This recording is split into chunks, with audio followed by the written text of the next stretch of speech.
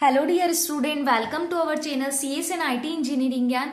हम लोग डीबीएमएस के बारे में पढ़ रहे थे। आज हमारा डीबीएमएस का लेक्चर 13 है, जिसमें हमारा टॉपिक रहेगा कीज इन डीबीएमएस। ये बहुत ही इंपॉर्टेंट टॉपिक है, या तो डायरेक्टली पूछा जाता है या फिर कुछ पर्टिकुलर कीज के बारे में पूछा जाता है, जैसे प्राइमरी की, फॉरेन की। तो हम सारी कीज को देखेंगे with the help of example.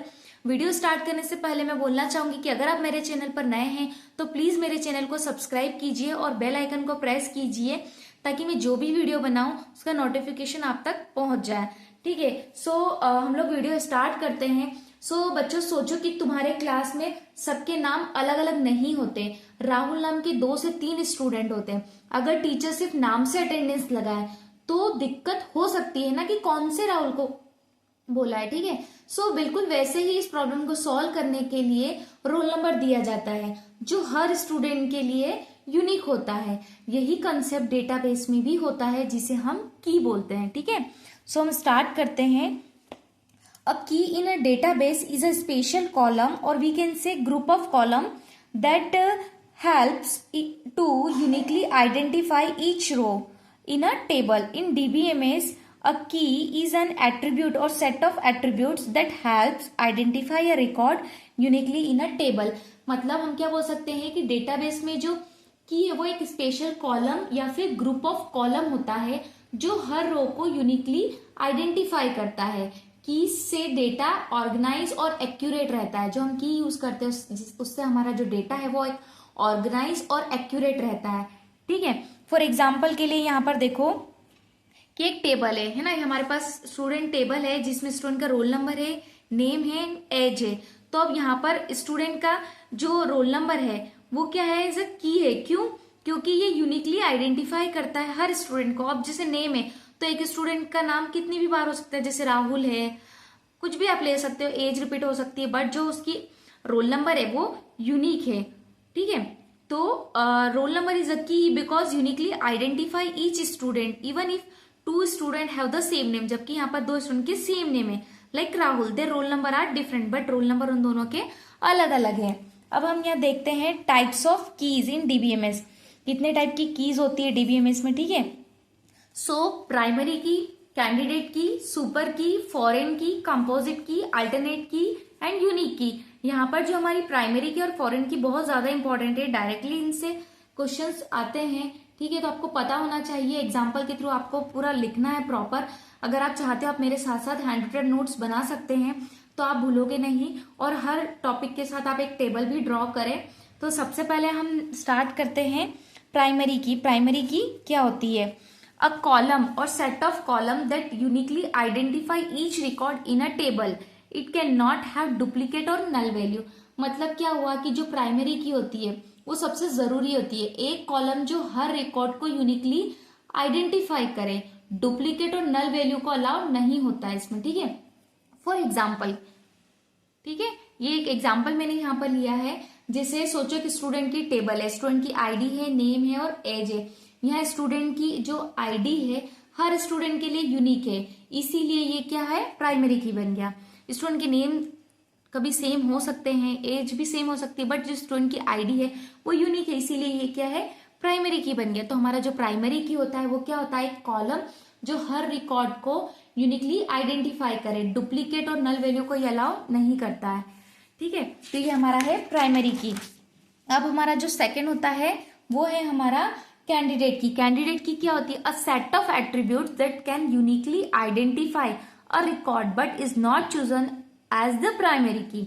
There can be multiple candidate keys in table. तो जो कैंडिडेट की क्या होती है, वो एट्रीब्यूट जो यूनिकली आइडेंटिफाई कर सकता है, पर हम सिर्फ एक ही की को प्राइमरी की के रूप में सिलेक्ट कर सकते हैं, 2 प्राइमरी की नहीं हो सकती है। ठीक है, इसके लिए भी हम एग्जाम्पल देखते हैं कि सपोज एक एम्प्लॉय का टेबल है। ठीक है, यहाँ पर मैंने एक एम्प्लॉय का टेबल लिया। एम्प्लॉय टेबल हमारी कैंडिडेट की, आधार नंबर जो है वो कैंडिडेट की है, ये स्टूडेंट का नेम है। तो यहाँ पर जो एम्प्लॉय की आईडी और आधार नंबर दोनों ही यूनिक है, क्योंकि आधार नंबर भी यूनिक होता है, सेम नहीं हो सकता। एम्प्लॉय की जो आईडी है वो भी यूनिक होती है, तो दोनों ही प्राइमरी की, लेकिन हम 2 को नहीं ले सकते, एक को ही प्राइमरी की हमें सिलेक्ट करना होगा। जो दूसरा होगा वो हमारा क्या बन जाएगा, अल्टरनेट की। ठीक है, हर चीज को आप एग्जाम्पल के थ्रू समझिए तो आपके लिए बहुत ईजी होगा। मैंने यहाँ पर एग्जाम्पल लिखा भी है, आप हैंड रिटन नोट्स बनाए तो आप लिख सकते हैं। नेक्स्ट हमारी है सुपर की। तो सुपर की क्या होती है हमारी, अ set of one or more attributes that can uniquely identify a record. A super key में have extra attribute that are not necessary for uniqueness. मतलब क्या कि कोई भी एक या एक से ज्यादा एट्रीब्यूट जो रिकॉर्ड यूनिकली आइडेंटिफाई करे। फॉर एग्जाम्पल यहाँ पर ये टेबल देखो आप, ठीक है, अभी जो स्टूडेंट की आईडी है ये यूनिक है। अब स्टूडेंट की आईडी और जो नेम है ये भी यूनिक है, बट एक्स्ट्रा एट्रीब्यूट नेम जो है वो रिडंडेंट है। ठीक है, जो प्राइमरी की है वो भी एक सुपर की ही होती है, बस उसमें एक्स्ट्रा एट्रीब्यूट नहीं होते। तो मैं आपको यही बोलना चाहूंगी कि जो हमारी सुपर की क्या होती है कि कोई भी एक या एक से ज्यादा एट्रीब्यूट जो रिकॉर्ड यूनिकली आइडेंटिफाई करे। स्टूडेंट आईडी ये भी यूनिक है ना, और स्टूडेंट आईडी और उसका नेम ये भी यूनिक है, बट एक्स्ट्रा एट्रीब्यूट जो नेम है वो रिडंडेंट है। सो प्राइमरी की भी एक सुपर की ही होती है, बस उसका जो एक्स्ट्रा एट्रीब्यूट है वो नहीं होते हैं।